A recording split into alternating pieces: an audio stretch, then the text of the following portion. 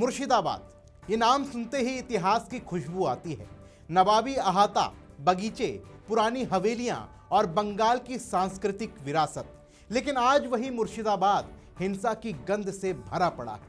28 मार्च की रात रामनवमी का जुलूस, ढोल नगाड़े बज रहे थे, जय श्री राम के नारे गूंज रहे थे और अचानक पत्थर, आग और चीखों ने पूरे मुर्शिदाबाद को दहला कर रख दिया।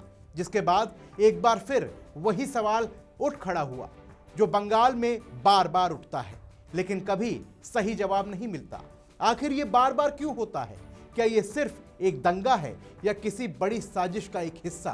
क्या मुर्शिदाबाद केवल एक जगह है या पूरे बंगाल में चल रहे एक पैटर्न का हिस्सा? आज हम इसी घटना को, इसके पीछे की राजनीति को और ममता बनर्जी सरकार की जिम्मेदारी को विस्तार से समझेंगे। नमस्कार, मेरा नाम है शुभम गुप्ता और आप देखना शुरू कर चुके हैं वीके न्यूज। 28 मार्च की रात कोई अचानक फूटा गुस्सा नहीं था, ये वो चिंगारी थी जिसे धीरे धीरे हवा दी गई थी। जुलूस सालों से निकलता आ रहा है, रास्ता वही, इलाका वही, लेकिन इस बार जैसे पहले से तैयारी थी। छतों पर पत्थर इकट्ठे किए गए थे, गलियों से हमला किया गया, ऊपर से हमला किया गया, जैसे किसी ने स्क्रिप्ट पहले से ही लिख कर रखी हो। जिसके बाद सवाल सीधा है, अगर ये इलाका संवेदनशील है, अगर पहले भी यहां तनाव हुआ है, तो पुलिस कहां थी? क्यों भारी फोर्स पहले से तैनात नहीं की गई? क्यों हर बार घटना होने के बाद ही एक्शन शुरू होता है? क्या ये सिर्फ लापरवाही है या जानबूझकर इसे ढीला छोड़ दिया गया था? ममता सरकार हर बार कहती है कि स्थिति कंट्रोल में है, लेकिन सच्चाई ये है कि रामनवमी पर तनाव होता है, ईद पर नहीं। हिंदू त्योहारों पर पत्थरबाजी होती है, दूसरे त्योहारों पर सन्नाटा रहता है। क्यों?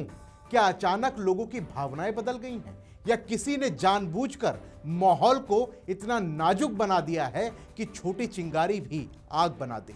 आप कल्पना कीजिए, उस रात की जुलूस निकल रहा था, लोग उत्सव मना रहे थे और अचानक हमला हो गया।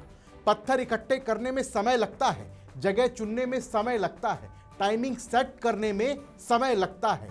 ये सब अचानक नहीं होता, ये तैयारी होती है। और अगर तैयारी होती है तो इंटेलिजेंस को पता होना चाहिए था, पुलिस को अलर्ट पर होना चाहिए था, लेकिन ऐसा नहीं हुआ। और ये पहली बार नहीं है। मुर्शिदाबाद, हावड़ा, आसनसोल नाम बदलते हैं, लेकिन स्क्रिप्ट वही रहती है। त्योहार आता है, खासकर हिंदू त्योहार, और वही कहानी दोहराई जाती है। बंगाल की राजनीति में धर्म का कार्ड अब खुलकर खेला जा रहा है। एक तरफ सेकुलर होने का दावा, दूसरी तरफ जमीन पर अलग हकीकत। विपक्ष आरोप लगा रहा है कि टीएमसी के कुछ लोग इस हिंसा में शामिल हैं या कम से कम इसे होने देते हैं। ममता सरकार कहती है कि हमने स्थिति संभाल ली, लेकिन सवाल यही है कि रोकने की कोशिश क्यों नहीं की गई? क्या चुनावी फायदे के लिए आग को पहले लगने दिया जाता है और फिर कंट्रोल करके वोटर को मैसेज दिया जाता है कि देखिए हम हैं तो शांति है?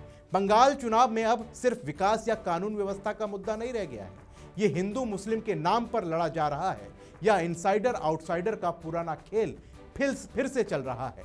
ममता बनर्जी की तरफ से बेतुके बयान भी आ रहे हैं कि बीजेपी आएगी तो अंडा मछली बंद हो जाएगा। महुआ मोइत्रा कह रही हैं कि आज़ादी की लाइन में गुजरातियों का कोई योगदान नहीं था। ये बयान हताशा के हैं।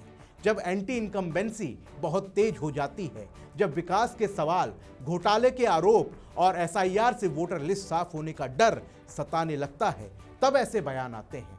बंगाल की जनता को मूर्ख समझने की कोशिश की जा रही है, लेकिन बंगाली समाज पढ़ा लिखा और समझदार है। वो देख रहा है कि कोलकाता एक समय औद्योगिक केंद्र था, आज उद्योगों की कब्रगाह बन चुका है।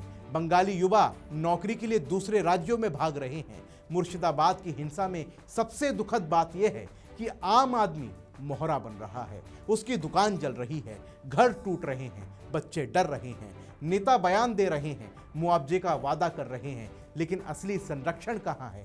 क्यों हर बार हिंदू त्योहार पर ही तनाव बढ़ता है? क्यों कानून का डर कम हो गया है? सवाल ममता से है। अगर सिस्टम बार बार फेल हो रहा है तो या तो ये अयोग्य है या फिर ईमानदार नहीं है। अगर चुनावी राजनीति इस आग को हवा दे रही है तो ये बहुत खतरनाक खेल है। बंगाल की जनता को तय करना है, क्या वो इसी सिस्टम में रहना चाहती है जहां त्योहारों पर डर का माहौल बनाया जाता है, विकास रुक जाता है और युवा बाहर भागते रहे हैं, या वो बदलाव चाहती है जहां कानून सबके लिए बराबर हो, जहां त्योहार शांति से मनाए जाएं और जहां बंगाल फिर से प्रगति की राह पर लौटे। मुर्शिदाबाद की घटना सिर्फ एक जिले की कहानी नहीं है, ये उस सिस्टम का आईना है जहां जिम्मेदारी से ज्यादा राजनीति मायने रखती है, जहां शांति से ज्यादा नैरेटिव मायने रखते हैं। और आप क्या सोचते हैं, मुर्शिदाबाद की हिंसा अचानक थी या पहले से प्लान की गई थी? क्या ममता सरकार वाकई स्थिति को रोक सकती थी या जानबूझकर ढीला छोड़ दिया गया? क्या ये बार बार दोहराया जाने वाला पैटर्न है? और सबसे बड़ा सवाल कि बंगाल की जनता अब क्या चाहती है, डर का माहौल या शांति और विकास? आपकी राय क्या है? कमेंट बॉक्स में अपनी राय हमें जरूर लिखिए। फिलहाल के लिए इस वीडियो में बस इतना ही, मिलते हैं अगली वीडियो में, तब तक के लिए जय हिंद। वीके न्यूज, राष्ट्र के नाम।